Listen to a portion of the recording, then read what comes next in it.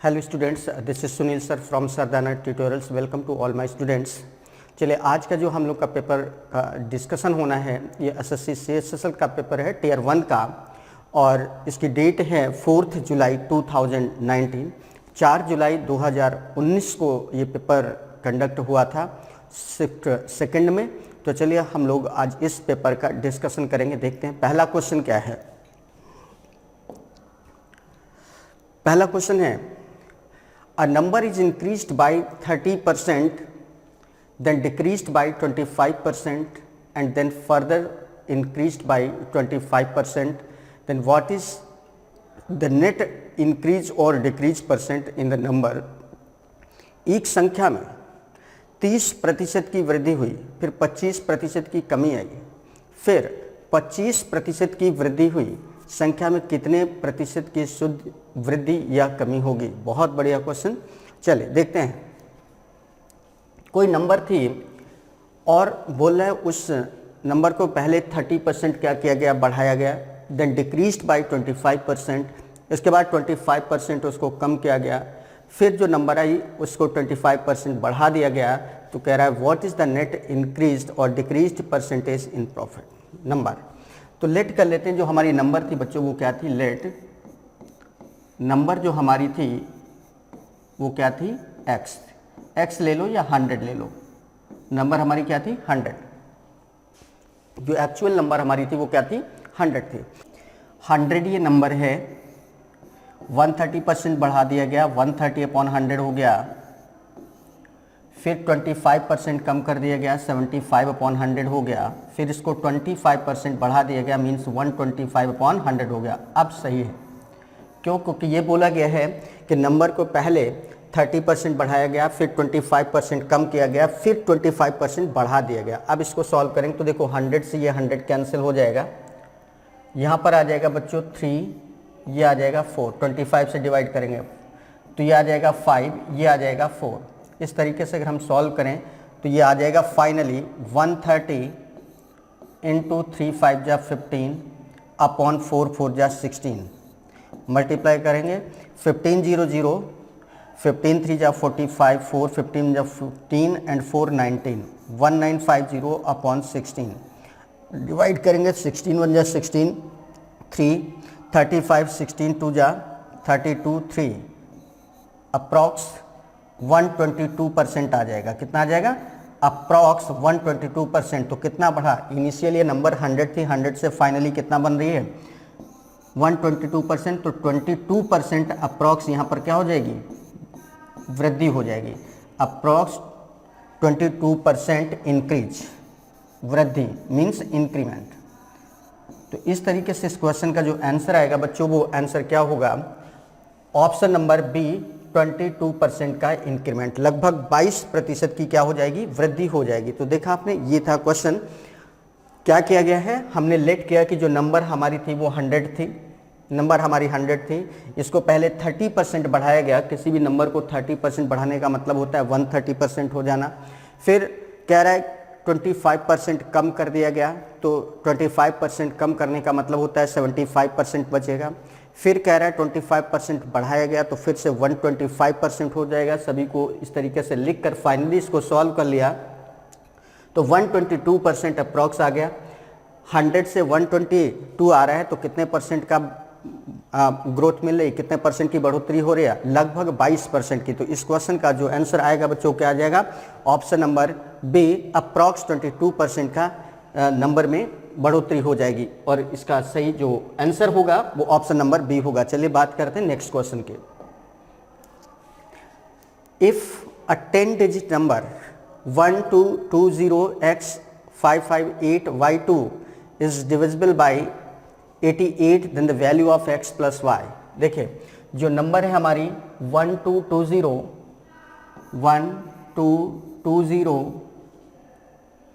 x558 x558 y2 ये number है, और ये नंबर बोल रहा है डिविजिबल बाय 88। ये नंबर बच्चों किससे डिविजिबल है? 88 से डिविजिबल है। ये नंबर है 88 से डिविजिबल है।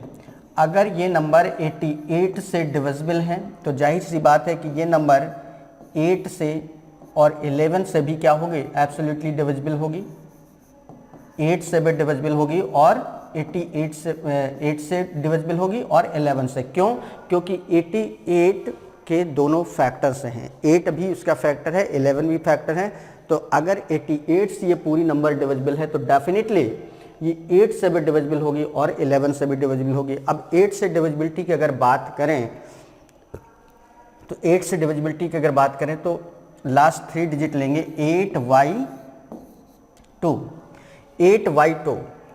तो यहाँ पर y की वैल्यू क्या हो जाएगी, देखिए 8 से अगर हम डिविजिबिलिटी की बात करें तो 8 × 8, यहाँ पर क्या हो सकता है 1 अगर लेंगे तो 12 हो जाएगा, 12 8 से डिविजिबल नहीं है, 2 22 3 हो जाएगा, y की वैल्यू क्या हो जाएगी 3। भाई 8 32 बनेगा तो 8 तो डिविजिबल है, 32 भी डिविजिबल हो जाएगा, तो y की वैल्यू यहाँ पर क्या आ जाएगी बच्चों 3। अब y की वैल्यू जब 3 आ जाएगी तो यहाँ पर नेक्स्ट जो डिविजिबिलिटी हमको चेक करनी है वो 11 से डिविजिबिलिटी चेक करनी है। और जब 11 से हम डिविजिबिलिटी चेक करने की बात करेंगे तो इसमें ऑड प्लेस पर जो डिजिट आते हैं और इवन प्लेस पर जो डिजिट आते हैं उनका सम 11 से डिविजिबल होना चाहिए, या तो इनका सम ऑड और इवन प्लेस पर आए हुए डिजिट का सम क्या होना चाहिए, इक्वल होना चाहिए। तो देखिए वो का रूल यहाँ पर लगाते हैं तो क्या हो जाएगा 1 + 2 + x + 5, ये हो गया, ये हो गया, ये हो गया, ये हो गया, +y + y इक्वल क्या हो जाएगा, ये बचेगा 2 + 0, 2 + 0 + 5 + 8, 5 + 8 है ना, +2, ये हो जाएगा, कितना हो जाएगा 1 2 3 3 5 8 8 प्लस x और y की वैल्यू क्या है 3 इक्वल 2 5 7 8 15 2 17। अब यहाँ पर y की वैल्यू 3 लिख देंगे तो 8 + x + 3 + y 8 + x + 3 इक्वल क्या हो जाएगा 17। ये बच्चों के यहाँ पर क्या हो जाएगा 17। तो 8 3 11, 17 में से 11 माइनस कर देंगे तो x की वैल्यू क्या हो जाएगी 6। तो इस तरीके से x की वैल्यू क्या आ जाएगी 6 और y की वैल्यू क्या आ रही है 3। x और y की वैल्यू आ गई तो पूछ रहा है x + y, then x + y, then x + y equal कितना हो जाएगा, x की वैल्यू क्या है 6, y की वैल्यू क्या है 3, 6 और 3 कितना हो जाएगा 9। इस तरीके से इसका आंसर क्या आ जाएगा ऑप्शन नंबर 1। देखिए ऑप्शन नंबर 1 में एग्जैक्टली आंसर क्या दिया गया है 9। तो इस तरीके से बच्चों इस क्वेश्चन का आंसर हो जाएगा 9। एक बार फिर से देख लेते हैं, ये जो नंबर है 88 से डिविजिबल है। अगर ये नंबर 88 से डिविजिबल है तो जाहिर सी बात है ये नंबर 8 से भी डिविजिबल होगी और 11 से भी डिविजिबल होगी। क्यों? क्योंकि 88 अपने आप में 8 और 11 से डिविजिबल है। तो अगर 8 से डिविजिबिलिटी की बात करें तो लास्ट 3 डिजिट लेते हैं, लास्ट 3 डिजिट में चेक करते हैं तो यहाँ से y की वैल्यू क्या आ जाएगी 3, क्योंकि जब यहाँ पर y की जगह 3 होगा तभी ये 832 बनेगा जो कि 8 से डिविजिबल है, तो y की वैल्यू क्या हो गई 3। इसी तरीके से 11 से डिविजिबिलिटी की बात करते हैं तो 11 से डिविजिबिलिटी की बात जब करेंगे तो इसमें ऑड प्लेस पर जो डिजिट आते हैं, इवन प्लेस पर जो डिजिट आते हैं, इनका सब क्या होना चाहिए इक्वल होना चाहिए। तो ऑड प्लेस पर जो भी डिजिट आए हैं उनको हमने सम कर लिया, इवन प्लेस पर जो डिजिट आए उनका सम कर लिया, y की वैल्यू 3 रखी, तो इस तरीके से x की वैल्यू क्या आ गई 6। x और y की वैल्यू आ गई तो x और y की वैल्यू आ जाने से हमें जो क्वेश्चन में पूछा गया था वो हमने बता दिया और हमारा आंसर क्या आ गया option number A. Next question देखते हैं क्या है। 10 years ago the average age of a family of 5 members was 38 years. Now 2 new members join whose age difference is 8 years. If the present average age of the family is the same as it was 10 years ago, what is the age of the younger member? 5 सदस्यों के एक परिवार की औसत आयु 10 वर्ष पूर्व 38 वर्ष थी। 5 सदस्यों के एक परिवार की औसत आयु 10 वर्ष पूर्व 38 ईयर्स थी। अब दो नए सदस्य जुड़ जाते हैं जिनकी उम्र का अंतर 8 वर्ष है। यदि परिवार की वर्तमान औसत आयु उतनी है जितनी 10 वर्ष पहले थी, तो नए सदस्यों में से छोटे सदस्य की आयु क्या है? देखें, 5 सदस्यों का एक परिवार है, उनकी औसत आयु 10 वर्ष पूर्व क्या थी?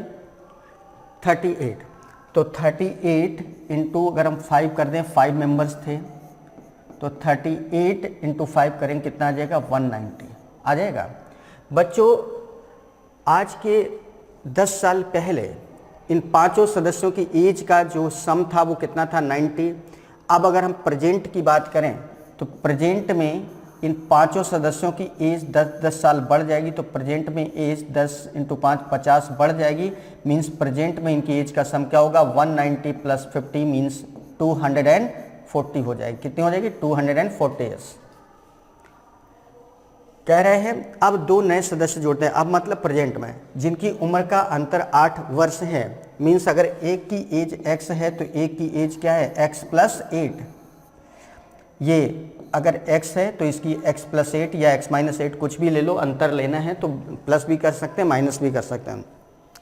यदि परिवार की वर्तमान औसत आयु उतनी है जितनी 10 वर्ष पहले थी, है ना, तो अब परिवार में देखिए सदस्य कितने हो जाएंगे बच्चों? अब परिवार में सदस्य 5 की जगह कितने हो जाएंगे? 7। तो 38 एवरेज एज थी, 7 मेंबर्स हो गए, और प्रेजेंट में 5 सदस्यों की एज का सम 240 था, तो 240 तो ये रहा, साथ में ये और ऐड हो गए, तो x प्लस 8 हो गया। बस इसको हमें क्या कर लेना? सॉल्व कर लेना है। तो ये हो जाएगा 248 2x प्लस 248 इक्वल क्या हो जाएगा बच्चों? 7 8 जा 56, 5 7 3 जा 21 एंड 5 26, ये हो गया। तो 248 266 में माइनस कर देंगे तो ये 2x की वैल्यू क्या आ जाएगी बच्चों? 18 आ जाएगी। तो x की वैल्यू क्या आ जाएगी? 9।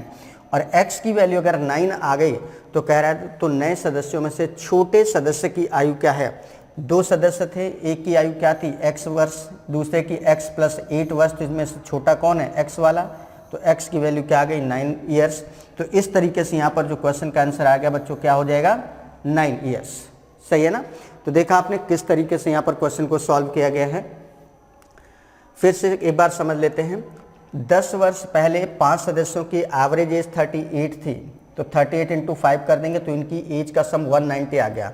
अब अगर आज के 10 साल पहले इन 5 सदस्यों की टोटल एज कितनी थी? 190 ईयर्स थी, तो आज कितनी होगी? 10 साल पांचों लोगों में बढ़ेगा, मतलब 50 साल बढ़ जाएगी। तो प्रेजेंट में इनकी एज का सम क्या हो जाएगा बच्चों? 240।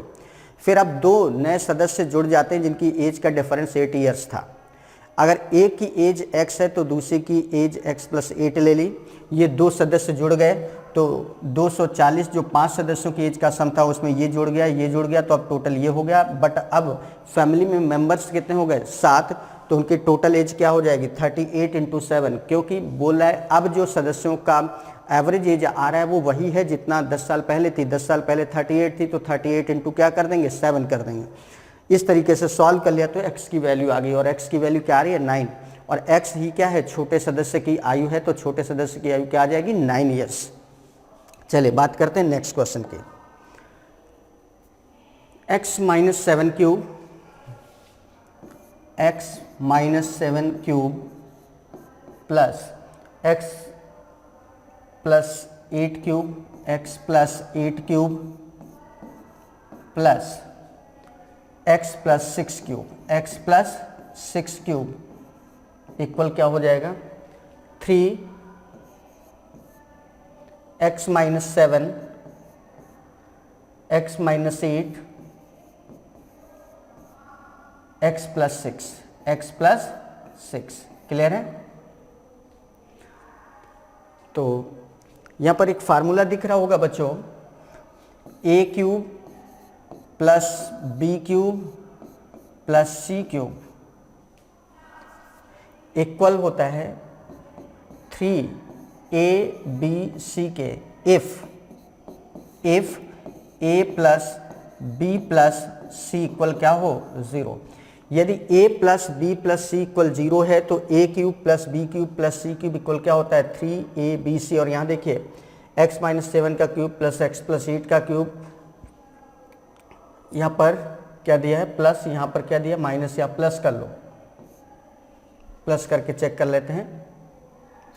तो ये चीज़ आ जाएगी आपकी A cube plus B cube plus C cube equal 3। ये क्या हो गया ए, ये क्या हो गया बी, ये क्या हो गया सी। तो सेटिस्फाई हो रहा है A cube plus B cube plus C cube equal 3abc। तो ऐसे में a plus B plus C equal क्या होता है 0। मीन्स a की वैल्यू क्या है x माइनस 7 प्लस b की वैल्यू क्या है x प्लस 8, c की वैल्यू क्या है x प्लस 6, है ना, इक्वल क्या हो जाएगा 0। x प्लस x कितना हो गया 3x प्लस 8 6 14 माइनस 7, माइनस का 7, माइनस 7 इक्वल क्या हो जाएगा 0। तो हमें x की वैल्यू बतानी है। एक काम करते हैं, यहाँ पर बच्चों हमको ऐसा लगता है कि यहाँ पर x प्लस 8 की जगह क्या होना चाहिए x माइनस 8 होना चाहिए, तभी आएगा। x माइनस 8 कर लो, यहाँ पर ये हो जाएगा 8 माइनस x माइनस 8। तो यहाँ पर x माइनस 8 करेंगे तो ये कितना हो जाएगा 3x माइनस 7 माइनस 8 कितना हो गया minus 7 minus 8 minus 15 plus 6 means minus 9 equal 0। तो 3x की वैल्यू बच्चों क्या हो जाएगी 9, तो इससे x की वैल्यू क्या आ जाएगी 3, और यही पूछा गया। तो x की वैल्यू क्या आ रही है 3, जो कि ऑप्शन नंबर डी में गिवन है। ठीक है, तो यहाँ पर रेक्टिफाई कर लो, यहाँ पर x माइनस 8 ही होगा, तो उससे आंसर आपका क्या आ जाएगा d इक्वल 3 है, ऑप्शन नंबर डी। और आंसर क्या होगा x की वैल्यू क्या आ जाएगी 3। इस तरीके से बच्चों ये क्वेश्चन था। नेक्स्ट क्वेश्चन देखते हैं क्या है। If cos theta equal 2p upon P square plus 1, तो साइन थीटा की वैल्यू क्या होगी। देखिए cos थीटा इक्वल क्या गिवन है, cos थीटा इक्वल गिवन है 2p upon P square plus 1। Then sine theta equal क्या होता है बच्चों, साइन थीटा इक्वल होता है under root 1 minus cos square theta, 1 minus cos square theta. तो साइन थीटा इक्वल हो जाएगा आपका under root 1 minus cos square theta means 2p upon P square plus 1 का होल स्क्वायर। सॉल्व करेंगे बच्चों क्या बन जाएगा, ये हो जाएगा आपका पी स्क्वायर 1 का whole square, P square plus 1 का whole square minus 4p square upon P square plus 1 का होल स्क्वायर। ठीक है ना, इसको ज़रा सॉल्व करेंगे तो ये हो जाएगा under root a plus B का होल स्क्वायर, p की power 4 plus 1 minus plus 2p square minus 4p square, है ना, और इससे ये कैंसिल हो जाएगा। तो चलो अभी फ़िलहाल ऐसे लिख देते हैं पी स्क्वायर प्लस 1 का होल स्क्वायर। तो फाइनली ये बच्चों क्या हो जाएगा p की power 4 plus 1, 2p square plus का है 4p स्क्वायर माइनस का, तो माइनस का 2p square upon p square plus 1 का होल स्क्वायर। और ये क्या लिखा है बच्चों, ये ऊपर लिखा है p स्क्वायर माइनस 1 का होल स्क्वायर अपॉन नीचे क्या लिखा है p स्क्वायर प्लस 1 का होल स्क्वायर। स्क्वायर से अंडर रूट कैंसिल हो जाएगा, तो फाइनल वैल्यू क्या आ जाएगी p square minus 1 upon P square plus 1। और p square minus 1 upon P square plus 1 कहाँ पर दिया, p square minus 1 P square plus 1 कहाँ पे दिया, ऑप्शन नंबर 1 में। तो इस तरीके से इस क्वेश्चन का जो आंसर आएगा बच्चों कितना आ जाएगा, ऑप्शन नंबर ए। क्लियर है। तो कहाँ कैसे सॉल्व किया गया क्वेश्चन, देखिए cos थीटा इक्वल क्या गिवन था 2p upon P square plus 1। तो हमसे पूछा गया था साइन थीटा की वैल्यू क्या होगी। साइन थीटा इक्वल क्या होता है बच्चों, भाई साइन स्क्वायर थीटा इक्वल क्या होता है 1 माइनस कॉस स्क्वायर थीटा। तो साइन थीटा की वैल्यू क्या हो जाएगी under root 1 minus cos square theta. तो साइन थीटा की वैल्यू हो जाएगी under root 1 minus cos theta की वैल्यू यहाँ पर रख देंगे, तो 2p upon P square plus 1 का होल स्क्वायर बन जाएगा। इसको सॉल्व करेंगे तो ये चीज़ आ जाएगी, तो ये बन जाएगा आपका p4 plus 1 minus 2p square, जो कि p स्क्वायर माइनस 1 का होल स्क्वायर होता है। तो ये बन गया ऊपर p स्क्वायर माइनस 1 का होल स्क्वायर, नीचे आ गया p स्क्वायर प्लस 1 का होल स्क्वायर। स्क्वायर से अंडर रूट कैंसिल हो जाएंगे, तो इस तरीके से फाइनल वैल्यू जो आएगी साइन थीटा की वैल्यू क्या आ जाएगी, पी स्क्वायर माइनस 1/p² + 1। इस तरीके से ये क्वेश्चन था बच्चों, ठीक है। तो उम्मीद करते हैं बहुत अच्छे से क्वेश्चन समझ में आया होगा। और चलिए अब बात करते हैं अपने नेक्स्ट क्वेश्चन की। नेक्स्ट क्वेश्चन देखते हैं क्या है।